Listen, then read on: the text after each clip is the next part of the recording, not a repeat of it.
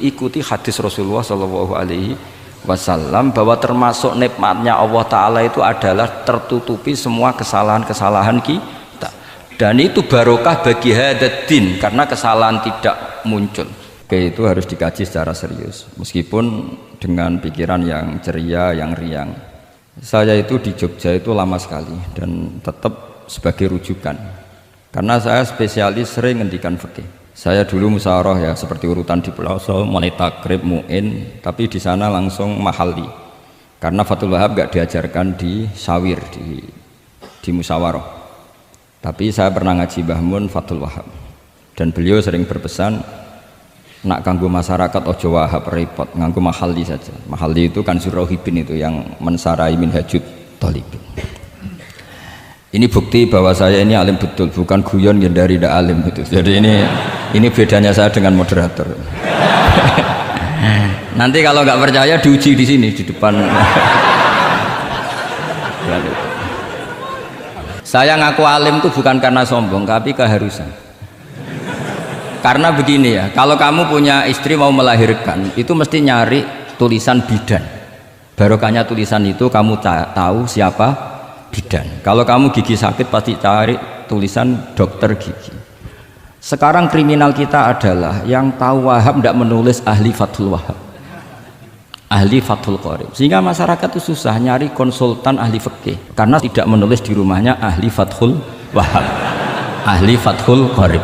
Loh, itu penting supaya orang tahu. Setidaknya kenapa nyuwun sewu banyak, kalau saya boleh agak merovokasi, dan itu bagus, provokasi itu bagus kadang, tapi untuk kebaikan.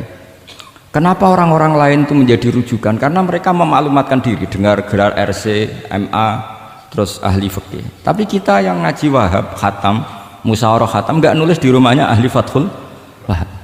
Setidaknya Anda nulis konsultan kalau ingin mondok ke pelosok, sehingga orang daerah kamu kalau mau mondok ke pelosok konsultasi ke kamu.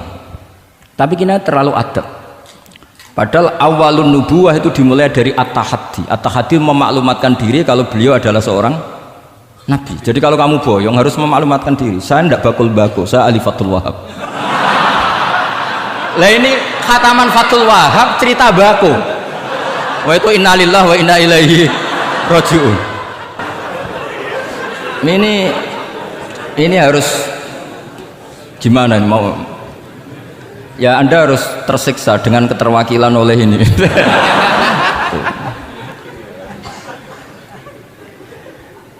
Saya ini baca kitab banyak sekali, termasuk kitab Ithaf.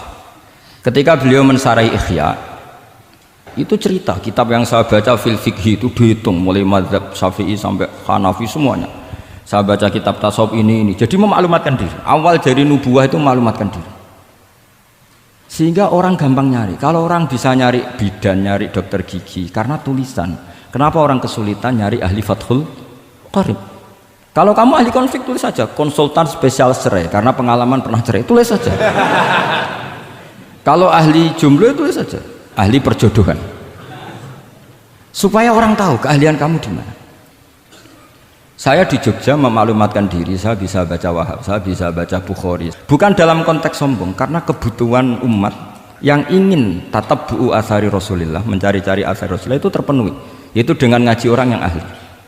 Tunjukkan kalau baca kamu benar dan sebagai solusi umat. Umat ini punya problem banyak, dan kamu mengajar dengan manhaj yang jadi solusi, yang jadi solutif, yang bisa jadi jalan keluar. Tapi kita enggak, santri itu banyak keluar dari pondok, tapi karena miskin, sudah dari mbahnya bapaknya memang sudah miskin ya. Terus atas nama humul, atas nama ikhlas, terus sering menyembunyikan diri. Menyembunyikan diri, pura-pura ada alim, memang sebetulnya ada alim juga kadang itu. Akhirnya terus orang sampai nggak tahu kalau itu alumni pondok. Tapi ketika ada orang konsultasi sama pihak lain, mereka tersinggung karena kok nggak ke dia, mau ke dia gimana, nggak ada tulisannya, nggak ada potongannya, malah tadi cerita mbakku segala itu kan apa ya. Nah, saya ingin kembali lagi, saya punya teks hadis yang riwayatnya seperti ini. Meskipun hadis itu misalnya dhaif, banyak aditnya, banyak penguatnya. Idza zuharatil bid'ah wal fitan, sebagian ada tambahan wasubba ashabi fal yuzhiril alim ilmahu, orang alim harus menampakkan kealimannya. Wa illa fa alaihi la'natullahi wal malaikati wan nasi ajmain. Justru kalau tidak memperlihatkan kealimannya dia kena laknat. Artinya yang sopan-sopan tidak memperlihatkan kefatul wahabannya, malah melihatkan kembakuannya. Itu jatahnya fa alaihi la'natullahi wal malaikati wan nasi ajmain. Ya setuju ya? Itu pasti kena laknat. Coba betapa tersiksanya Syekh Zakaria Al-An tadi itu mulai ngomong tuh nggak pernah menyebut Syekh Zakaria Al-Ansori. Kayak apa tersiksa? Kitabku dikaji nyebut jenengku era gelem gitu. Padahal Syekh Zakaria Al-Ansori syarat menjadi orang alim seperti dari sekian tarjamah, istilahnya dalam bahasa Arab terbaru itu tarjamah itu Syekhul Islam Syekh Zakaria Al-Ansori. Itu saya pilih yang dari kitab Manhajus Sawi karanya Habib Zain bin Smith. Itu dari sekian manaqib yang saya baca di Sulaiman Al-Jamal di mana-mana paling menarik itu syaratnya jadi orang alim itu dua, punya guru alim, punya murid alim. Karena Anda akan tersiksa, sangat-sangat tersiksa. Ngaji sama gurunya takut disuruh baca, gurunya alim, mau ngorek ya meriang muridnya alim. Itu yang dialami Syekh Zakaria Al-Ansori. Sehingga beliau ngendikan duqiqtu baina hajaroini. Saya ini ditempa dua batu, cara Jawa digebek dua batu. Mau ngaji ya takut karena gurunya alim alamah yaitu pengarang Fathul Bari Ibnu Hajar Al-Asqalani. Mau mulang ya meriang mergo di murid alim alamah jenis Ibnu Hajar Al-Haytham. Dadi ape ngaji ya persiapan, ape mulang ya persiapan. Kayak apa susahnya jadi Syekh Zakaria Al-Ansori, mau ngaji setoran ya persiapan, mau ngajar persiapan. Makanya kata Mbah Mun, syarat utama ulama itu harus punya murid alim. Saya pernah didhawuhi Mbah Mun, aku mau gak ada anak Gus Naji itu Gus Naji, saya juga izin jadi kiai. Karena syaratnya jadi kiai itu udah anak alim di murid alim. Izin gak jadi kiai ras sukses juga kata beliau. Makanya saya ketika kecelok alim itu senangnya bukan main beliau, karena terpenuhi status tadi. Nah ini kalau khataman Fathul Wahab terus bakas baku ini, ini roh Kiai Jazuli tersiksa ini gimana? Ini gimana ini sini? Ukurannya kan gampang, moderator kan dipilih yang paling baik, setidaknya ngomongnya lah. Kalau tidak ilmunya ya ngomongnya. Terus Anda terwakili oleh orang yang enggak jelas. Enggak, saya gojlok ini enggak dosa, karena kalau betul saya ini dosa karena ngerasani orang, berarti jadi kafarah dosanya dia. Soal saya kan amalnya sudah banyak, aman lah. Aman, jadi nanti. Jadi kalau jatah hasanah saya harus diminta dia, tak kasih aja. Gampang. Masih surplus banyak. Ya masih surplus, masih banyak. Kan orang itu kalau baca Quran satu huruf itu dapat 10 kebaikan. Saya ini hafal Quran, sudah agak terhitung itu sudah. Itu untuk kamu tak saati satu huruf cukup nanti kalau nanti nuntut di akhirat itu tak kasih satu huruf itu cukup. Jadi, ya nggak apa-apa, nanti silahkan nuntut nanti di apa akhirat. Tapi kamu lebih saya tuntut. Kamu itu siapa kok nyuruh saya di sini itu? Tapi dosanya lebih besar lagi itu. Saya teruskan ya, saya cerita yang serius. Syarat jadi orang alim itu punya guru alim, punya murid alim. Karena sebagian dari ilmu itu bukan ditempa guru tapi ditempa murid.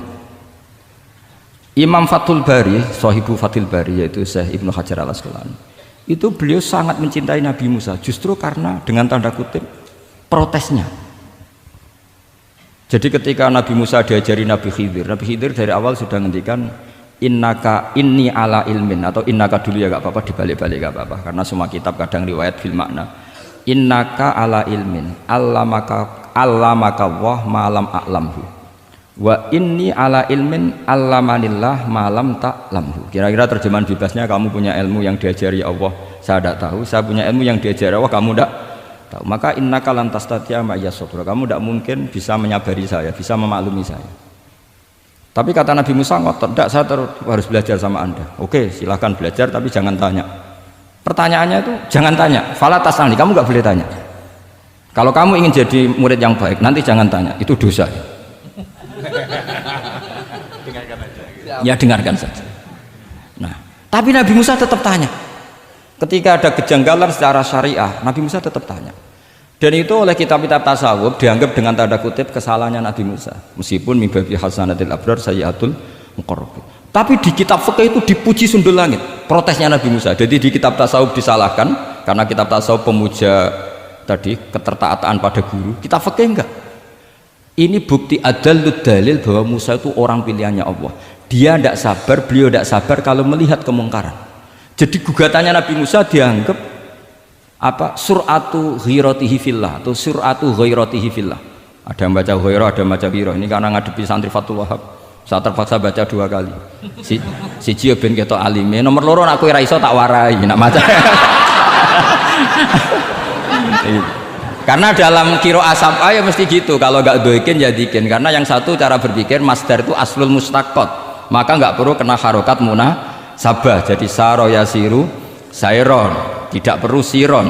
Faza yafuzu fauzan, tidak perlu fuzan karena masdar aslul mustaqqat. Jadi tidak perlu kompromi dengan harokatul munasabah. Tapi orang Arab tetap bilang dikul ma'isha. Apa? Tetap bilang dikul ma'isha. Tapi qiraah kita fala takufi doiqin, bukan pakai apa? Dikin. Ya, makanya kemungkinannya 2. Saya baca 2 kali ben ketok alime. Karena saya ini menghormati sampean. Mosok ngundang wong ra alim kan isine-isine wong. Nomor 2 anak kowe ra iso tak warai kalau bacanya itu 2. Jadi andai kan saya ngajar di pondok pelosok saya baca mesti 2 kali. Wayah sibu zaitun kada, wayah sabu zaitun kada. Karena dalam qiraah sab'a ada yang baca yahsibu, qiraah kita baca yahsabu. Tapi guru-guru kita kalau ngajar fikih itu bacanya yahsibu. Tapi kalau baca Quran yahsabu. Ya kan Quran kita kan ayah sabu Allah yaqdiru alaihi ahad, bukan dibaca ayah sibu. Saya teruskan.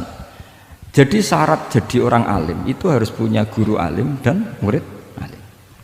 Imam Fathul Bari ketika menganalisis Nabi Musa itu beliau memuja Nabi Musa. Ini bukti ghirahnya Nabi Musa yang luar biasa. Beliau paling tersinggung kalau untuhikat hurumatullah. Orang sudah ditolong kok gak matur nuwun malah merusak perahunya.